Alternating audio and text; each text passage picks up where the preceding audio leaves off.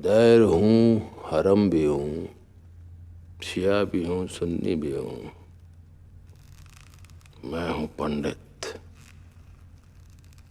मैं था, मैं हूँ और मैं ही रहूँगा। नमस्कार, आदाब। मेरा नाम है पथिक और चलचित्र टॉक्स में आप सभी का बहुत बहुत स्वागत है। तो आज हम बात करने वाले हैं एक ख़ास फिल्म के बेहद ज़बरदस्त लिरिक्स के बारे में। तो फिल्म का नाम है हैदर और जिसके लिरिक्स लिखे गए हैं गुलजार साहब की कलम से, और इसमें गज़ल भी है जो है फैज़ अहमद फैज़ साहब की। तो शुरू करते हैं फैज़ अहमद फैज़ की गज़ल से, जिसका नाम है गुलों में रंग भरे। तो ये गज़ल का पहला शेर कुछ इस तरीके से है कि गुलों में रंग भरे, बादे नौ बहार चले। गुल यानी फूल और बादे नौ बहार यानी कि बसंत ऋतु की शीतल हवाएं जिसमें फूलों की खुशबू घुली हुई है। तो गुलों में रंग भरे, बादे नौ बहार चले, चले भी आओ कि गुलशन का कारोबार चले। गुलशन यानी कि बगीचा। जितना सरल ये शेर लगता है, उसकी गहराई उतनी ही ज़्यादा है। ये शेर कुछ इस तरीके से कहता है कि जो फूल खिलते हैं या जो बसंत ऋतु का जो माहौल है, जो एक गुलशन के लिए, बगीचे के लिए तो एक नॉर्मल सी बात है, लेकिन इन सब की ब्यूटी तब मायने रखती है जब आप वहाँ होते हैं। तो इसलिए चले भी आओ। तो ये शेर इसकी बात करता है कि उनका प्रभाव कितना है, किसी के होने का असर कितना है, कि जो नॉर्मल एक्टिविटीज़ है वो नॉर्मली प्रोसीड कर सके। इसके आगे का शेर कुछ इस तरीके से है कि क़फ़स उदास है यारो, सबा से कुछ तो कहो। क़फ़स यानी कि पिंजरा। तो वापस ये एक मेटाफर में आ गया कि क़फ़स और गुलशन। तो गुलशन से दूर एक पिंजरा है जिसमें एक बर्ड है जो ऑफ कोर्स गुलशन से दूर होने की वजह से नाराज़ है, मायूस है। और वो सबा से यानी कि अब जो दोनों के बीच डिस्टेंस है वहाँ पर सिर्फ हवाएं हैं। तो सबा यानी कि नर्म हवाएं, ब्रीज, उसे वो कहता है क़फ़स उदास है यारो, सबा से कुछ तो कहो, कहीं तो बहरे खुदा। यानी खुदा के लिए, फॉर गॉड्स सेक, आज ज़िक्र यार चले। कि इन हवाओं को कहो कि आज तो खुदा के लिए आप जब आते हो तो उसमें उनका मेंशन हो, उनके बारे में बात हो। तो ऐसी खूबसूरत सी यह गज़ल है और पूरी गज़ल पे ही चर्चा हो सकती है, लेकिन फ़िलहाल आगे बढ़ते हैं हमारे अगले गीत के साथ, जिसका नाम है बिस्मिल। तो ये गाना मुझे वाकई में पसंद है और इस तरीके की लिखावट मैं हमेशा ढूंढता रहता हूँ फ़िल्मों में, कि एक ऐसा गीत जो पूरे फिल्म के प्लॉट को पोएटिकली एक्सप्रेस कर दे। पूरी जो कहानी है वो कहीं ना कहीं इस एक गीत की पोएट्री में सब समा जाता है। तो ये गाना भी कुछ ऐसा है और वो किसके लिए है? तो ए दिल बुलबुल, बुलबुल बिस्मिल। तो सबसे पहले बात होती है कि ये दिल को कहा जाता है। किसका दिल? बुलबुल का दिल। लेकिन किसकी बुलबुल? बिस्मिल की बुलबुल। तो बिस्मिल जो है वो है कि जो घायल हुए हैं, जिनका शायद कत्ल हो चुका है, वो बिस्मिल है। और उनकी अब जो बुलबुल है, यानी कि हैदर के जो वालिद साहब थे, पिता थे, और उनकी जो बेगम साहिबा है जिनका किरदार तब्बू ने निभाया है, तो वो यहाँ पर बुलबुल है। तो उनके दिल को कहा जा रहा है कि मत मिल मत मिल, गुल से मत मिल, ए बुलबुल बिस्मिल। कि आपको शायद ये फूलों के साथ जाना अच्छा लग रहा होगा, लेकिन इनसे आप मत मिलिए। क्यों? क्योंकि भोली थी बुलबुल, नर सादा था, लेकिन एक बाज बड़ा बदनीयत था। तो ये जो बाज का इशारा है वो के मेनन ने जो किरदार निभाया है उसकी तरफ है। और वहाँ पर कहा जा रहा है कि इन्होंने जो है गुलों में जहर भरा हुआ है। तो आपके लिए ये गुलों के पास जाना, फूलों के पास जाना, बेसिकली कंफर्ट उस दिशा में ढूंढना आपके लिए सेफ नहीं है। और ये पूरा गाना एक इस तरीके से पोएट्री में बताया जा रहा है, सबको एक मेटाफर के साथ कनेक्ट किया हुआ है, और एक कहानी है जो फिल्म की कहानी को रिप्रेजेंट करती है। तो इतनी खूबसूरती के साथ गुलजार साहब ने यह गाना लिखा हुआ है। और एक और जो गाना है जिसका नाम है दो जहां, वो भी बहुत ही खूबसूरत से एक गज़ल की तरह लिखा गया है। लेकिन मैं जिस हिस्से के बारे में बात करना चाहता हूँ वो है कश्मीरी फोक सॉन्ग से लिए गए कुछ लिरिक्स हैं। उसके बारे में। मैं कश्मीरी तो नहीं बोलता, तो इसे बोलने में जो भी गुस्ताखी हो उसके लिए पहले से ही माफ़ी चाहता हूँ। तो वहाँ पे ज़िक्र आता है कि बैती नाए दूरिए चूँ ज़राए बाल माराए यो।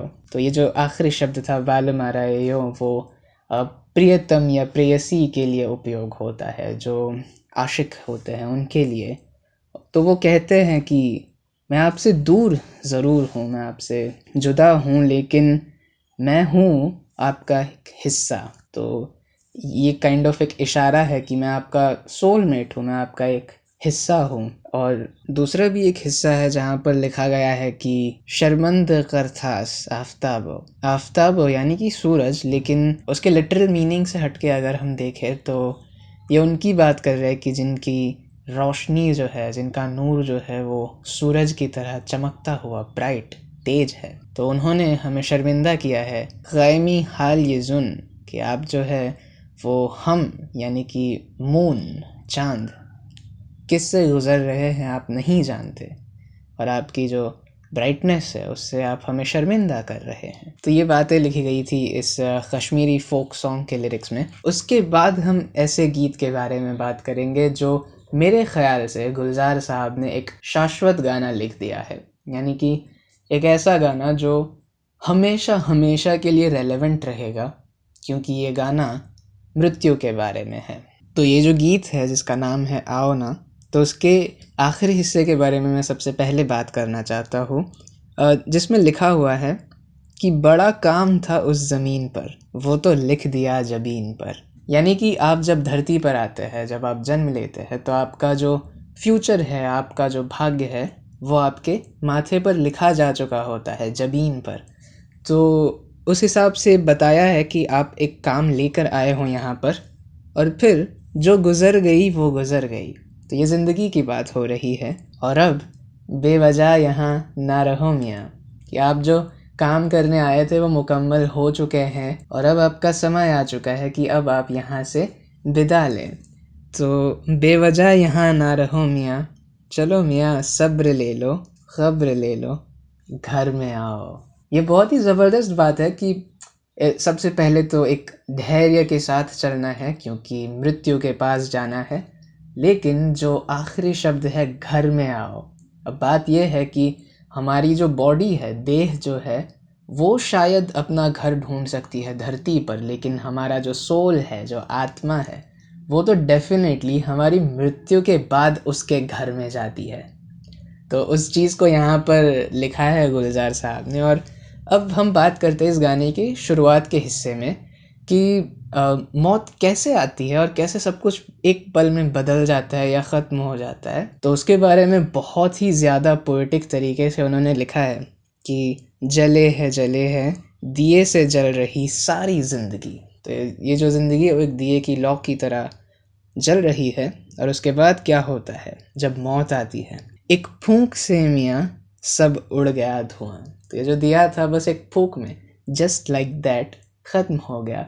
वैसे ही मौत आ जाती है। वो जो सांस की एक फांस थी वो निकल गई, जो खराश थी आमा सीने की वो खलिश गई, बेकरारियाँ बीमारियाँ गई। तो ये सारा उन बातों का जिक्र है जो तकलीफ़ें थी, जो बातें थी, जो कड़वाहटें थी जीने की, जो मुश्किलें थी, वो जीवन के ख़त्म होते ही वो भी ख़त्म हो जाती है।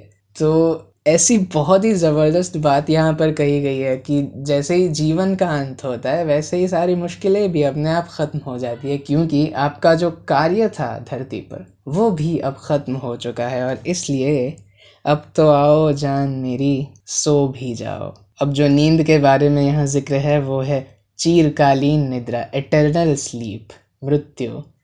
और इसलिए मुझे ये गाना बहुत पसंद है, क्योंकि ये बहुत ज़्यादा रियलिस्टिक है, लेकिन फिर भी बहुत खूबसूरती से पोइट्री में इसे डाला गया है। और अब हम आगे बढ़ते हैं इसके आखिरी गीत की तरफ, जो कि एक नज़्म है, लिखी गई है फैज़ अहमद फैज़ साहब की कलम से। तो हमने शुरू भी किया था उनकी गज़ल से, हम ख़त्म कर रहे हैं उनकी लिखी हुई एक नज़्म से। तो ये गाना जहाँ से लिया गया है, ओरिजिनली उस नज़्म का नाम है इंतिसाब, यानी कि डेडिकेशन। तो ये बहुत ही एक इंटरेस्टिंग सी बात है कि फ़िल्म मेकर जो है विशाल भारद्वाज साहब, उन्होंने फैज़ अहमद फैज़ की ये नज़्म को लेकर अपनी फ़िल्म से जो एक्सप्रेस करना चाहते थे, जो डेडिकेशंस देना चाहते थे, वो उन्होंने यहाँ पर बात की है। और ये डेडिकेशंस कैसे है, किसको है? तो इस नज़्म के शब्दों के साथ ही देखते हैं कि आज के नाम।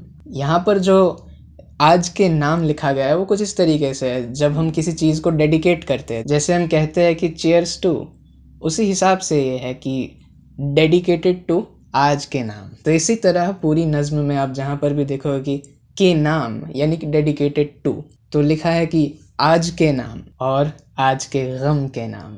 ये बहुत ही बड़ी बात है कि जो सारा भी ऐसा हिस्सा रहा है जिसने तकलीफ़ें दी हैं, जो गम है, उसे डेडिकेट करते हुए कुछ लिखा जाए। आज के नाम और आज के गम के नाम, उन दुखी माँओं के, उन हसीनाओं के, उन ब्याहताओं के नाम। ब्याहता यानी कि जिनका ब्याह हो चुका है, जिनकी शादी हो चुकी है ऐसी, और विधवाओं के नाम, विधवाओं के नाम। और उसके बाद एक ख़ास शेर है, कटरियों और गलियों मोहल्लों के नाम, जिनकी नापाक खश्क से चांद रातों को आ के करता है अक्सर वज़ू। तो ये बात कश्मीर के लिए कही गई है, और जब आप पूरा गाना सुनोगे तो आपको पता चलेगा कि कितना ज़बरदस्त तरीके से इसे डेडिकेटेड किया गया है। और आखिर में वो लिखते हैं कि पढ़ने वालों के नाम। और आखिर में इरफान साहब का एक सीन है जहाँ पे बहुत ही एक असरकारक पोइट्री उन्होंने यूज़ की है। तो ये सीन कुछ इस तरीके से है जहाँ वो कहते हैं कि आप मरने वाले हैं डॉक्टर साहब, मैं नहीं। तो वो पूछते हैं कि वो कैसे जनाब? इसके जवाब में इरफान साहब कहते हैं कि ऐसे कि आप जिस्म है, मैं रूह, आप फ़ानी, मैं लाफ़ानी। तो फिर सवाल आता है कि रूहदार तुम शिया हो या सुन्नी? और इसके जवाब में वो कहते हैं कि दरिया भी मैं, दरख्त भी मैं, झेलम भी मैं, चनार भी मैं, दैर हूँ, हरम भी हूँ, शिया भी हूँ, सुन्नी भी हूँ, मैं हूँ पंडित। मैं था, मैं हूँ और मैं ही रहूँगा। तो उम्मीद करता हूँ कि आपको यह एपिसोड पसंद आया होगा, और ऐसे ही एपिसोड्स के साथ फिर मुलाकात होगी आपसे। तब तक खुश रहे, आबाद रहे। शुक्रिया।